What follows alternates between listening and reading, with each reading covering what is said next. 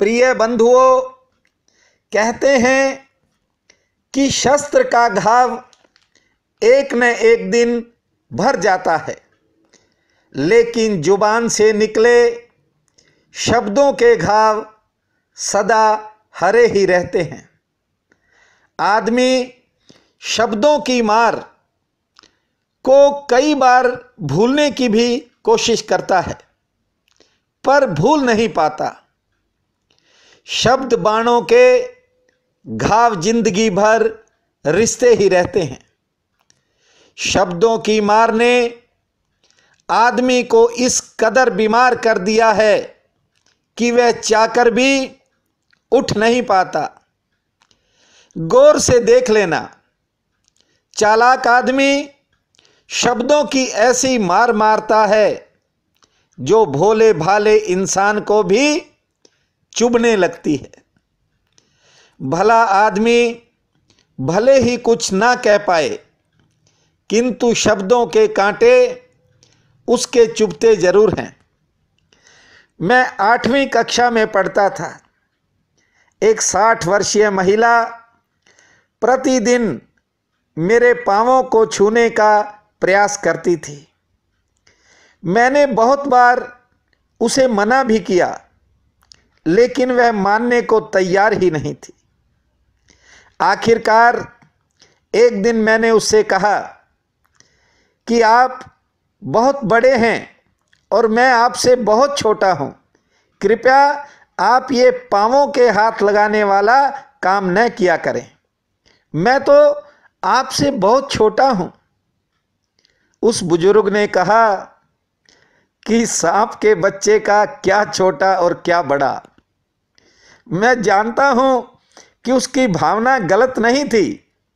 उसके कहने का अभिप्राय यही था कि ब्राह्मण का बच्चा क्या छोटा क्या बड़ा, लेकिन उसके शब्दों का उदाहरण आज भी कई बार मुझे याद आता है।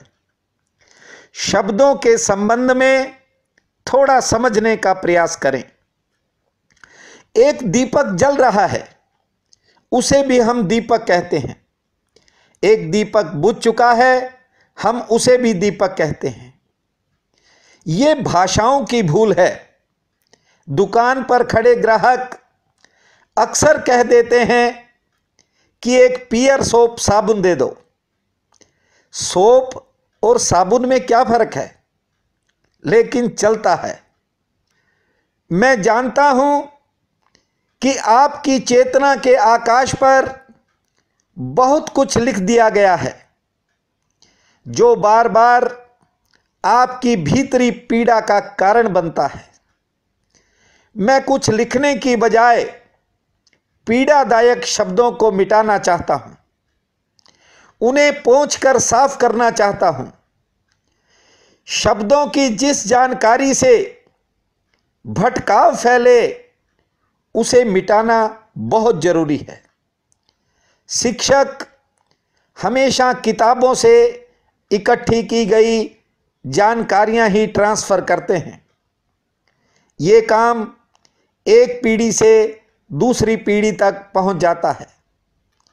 युग युग से शब्दों का हस्तांतरण जारी है, लेकिन गुरु तुम्हें कोरे शब्दों से मुक्त करता है। गुरु तुम्हें शब्द ज्ञान से मुक्त करता है।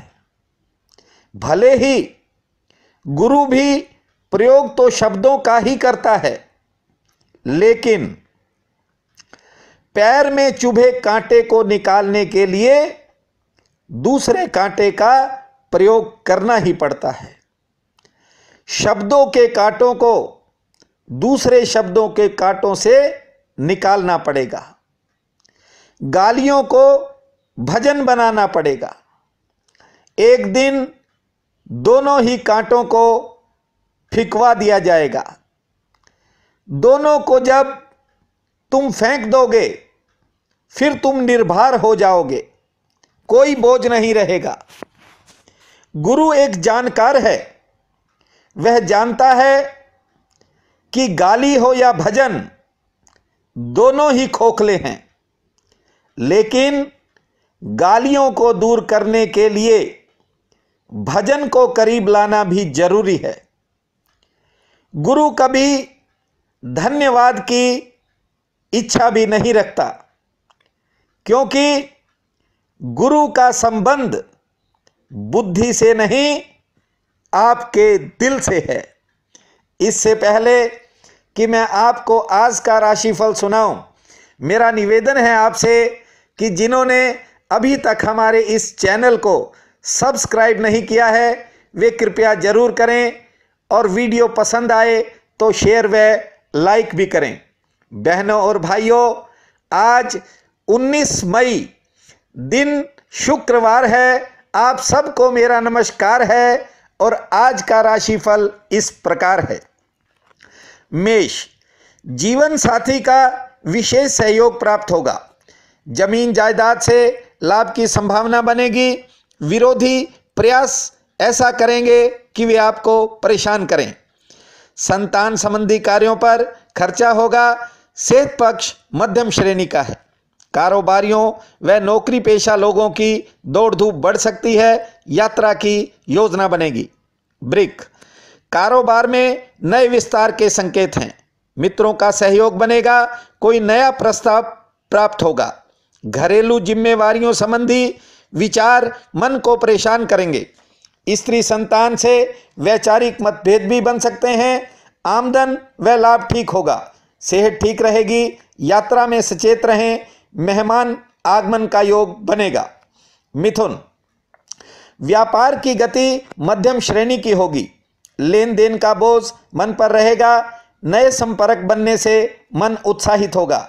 स्त्री पक्ष ठीक है, जबकि संतान पक्ष कुछ नरम है। कानून से जुड़ी परेशानी घट सकती है। कारोबार में जोखिम उठाना नुकसानदेह रहेगा। यात्रा लाभकारी व सुखद रहेगी। सेहत पक्ष नरम है। अन्य स्रोत से धन लाभ होगा। करक, दूसरों के काम कार्यक्षेत्र व गृहस्थ को प्रभावित कर सकते हैं। जिम्मेवारी का बोझ घटने की तरफ बढ़ेगा। सरकारी कामों में विलंब के बाद सफलता का योग है। दाम्पत्य जीवन से सुख मिलेगा। संतान की चिंता बन सकती है। रुका काम बनने से मन उत्साहित होगा। अपनों से निराशा व दूसरे लोगों का सहयोग मिलेगा।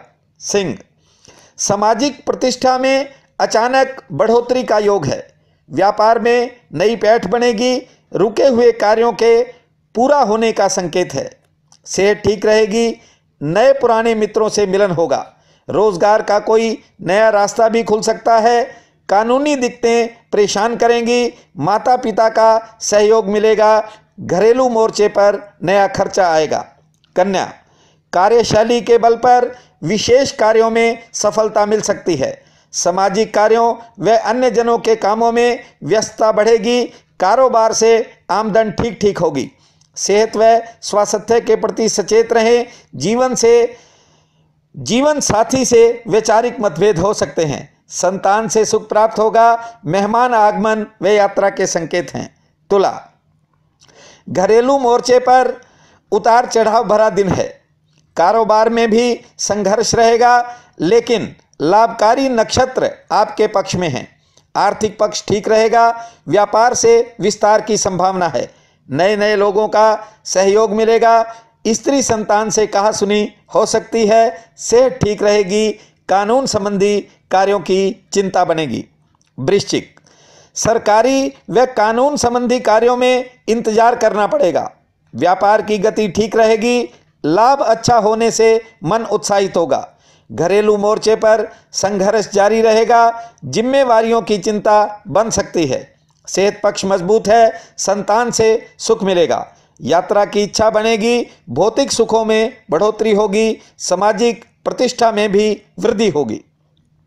धनु, नए संबंध जुड़ने का मार्ग प्रशस्त होगा। व्यापार में नए प्रस्ताव मिलने से मन प्रसन्न होगा। सेहत ठीक रहेगी, किंतु मन पर लेन देन से जुड़े कामों का बोझ रहेगा। स्त्री पक्ष नरम है, जबकि संतान पक्ष ठीक है। यात्रा व स्थान परिवर्तन की भावना बनेगी। अन्य जनों के कामों की व्यस्तता गृहस्थ को प्रभावित करेगी। मकर, कारोबार व व्यापार हेतु ग्रह नक्षत्र पक्ष में रहेंगे। रोजगार का कोई नया जरिया भी बन सकता है। नौकरी पेशा लोगों को अतिरिक्त धन लाभ होगा। सेहत पक्ष मजबूत है, पुराने मित्रों से मिलन हो सकता है। दाम्पत्य जीवन में वैचारिक मतभेद उभर सकते हैं, धर्म संबंधी विचार पैदा होंगे।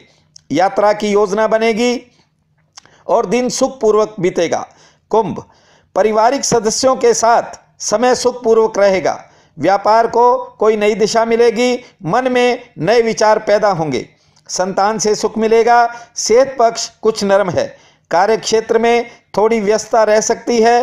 कानूनी कार्यों में प्रतीक्षा के बाद सफलता का योग है। मेहमान आगमन पर खर्चा होगा। मीन, अपनों से निराशा मिलने के संकेत हैं, संयम रखें। कारोबार हेतु सितारे पक्ष में हैं। आर्थिक लाभ मिलने से गृहस्थ में समय आनंद पूर्वक बीतेगा। सेहत लगभग ठीक रहेगी। कर्ज कानून से जुड़े मसलों में राहत मिलेगी। अन्य स्रोत से धन लाभ होगा। रुके हुए काम भी आज बन सकते हैं। आज का ये दिन आप सबके लिए अति शुभ फलदायी हो, ऐसी मेरी कामना है। आप सबका बहुत बहुत धन्यवाद।